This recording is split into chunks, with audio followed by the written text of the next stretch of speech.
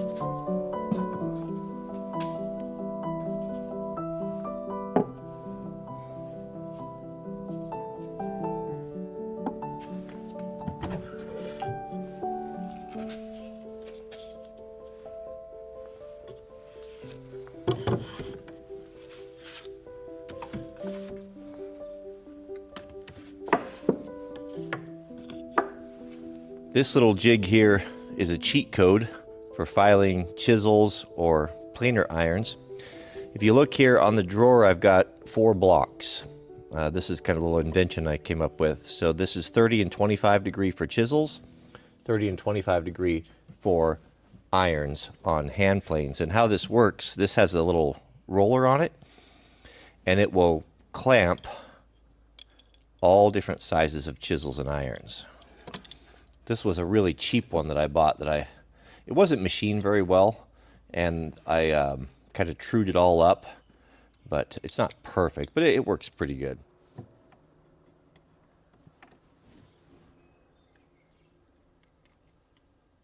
This is a great way to learn how to sharpen your chisels.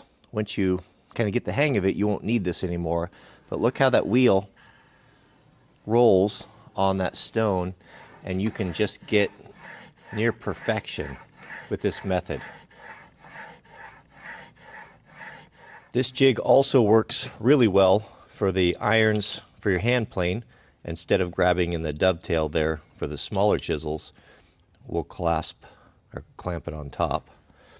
So if I want 25 degrees, I just go to the edge of the table, slide it to the block, clamp this down.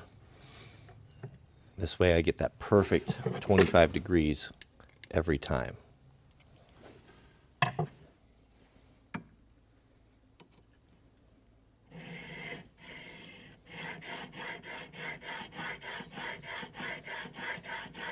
I have a series of small stones and leathers for just little detailed handwork. This is a variety of just small stones and various grits. I use those all the time.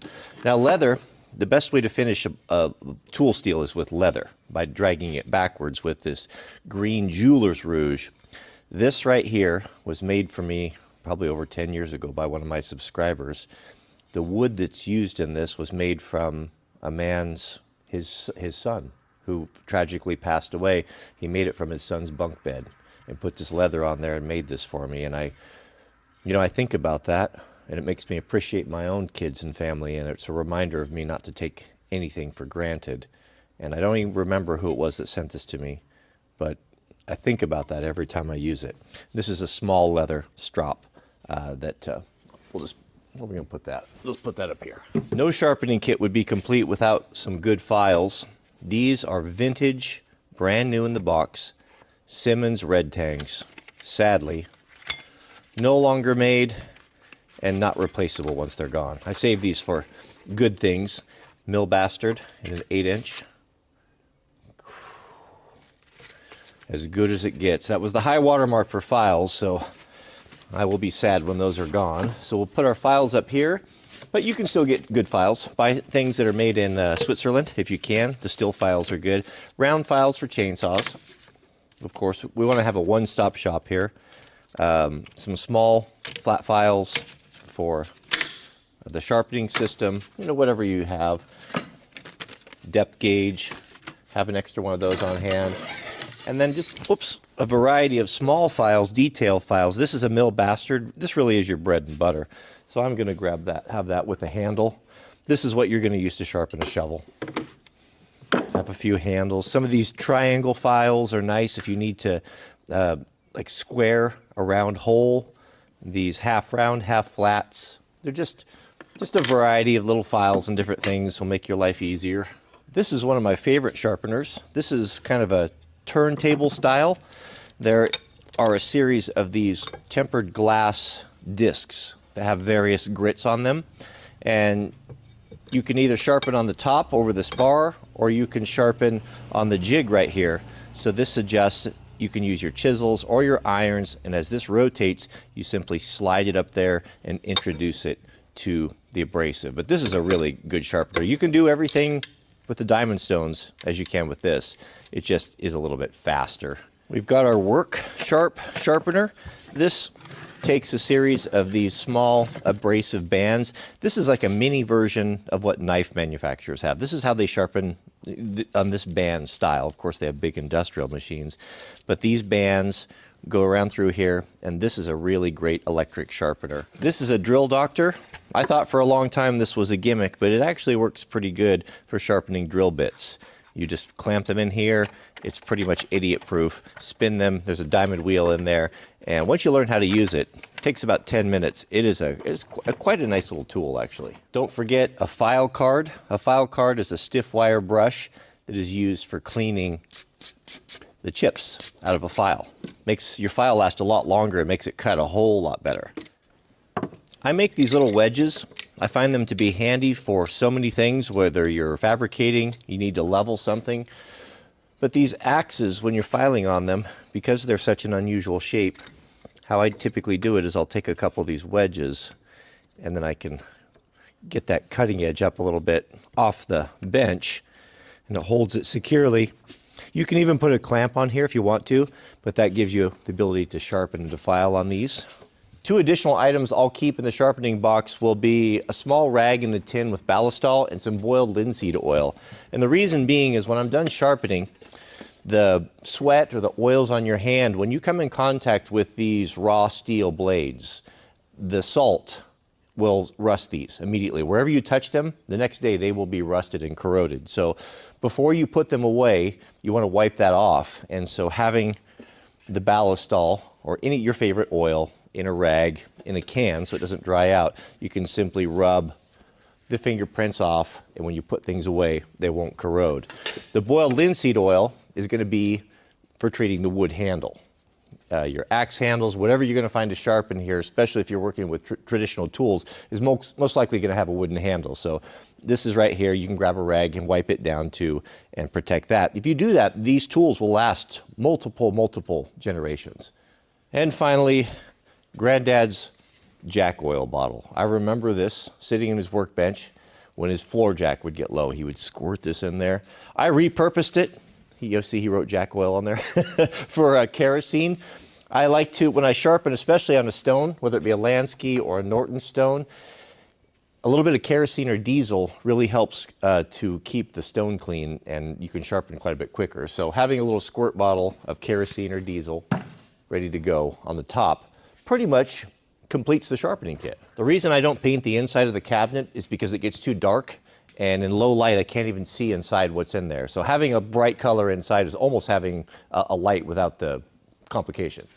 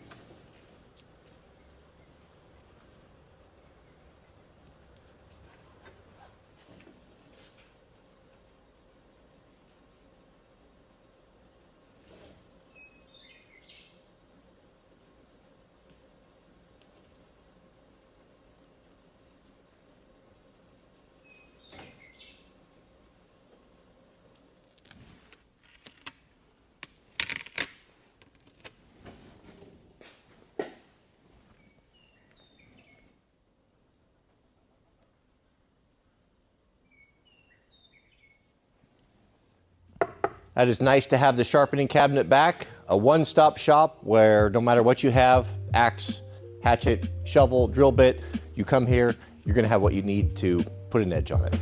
Thanks for watching. If you haven't already, take a moment and click that thumbs up. May God bless you and your families. Please keep us in your prayers, and we'll see you all on the next video.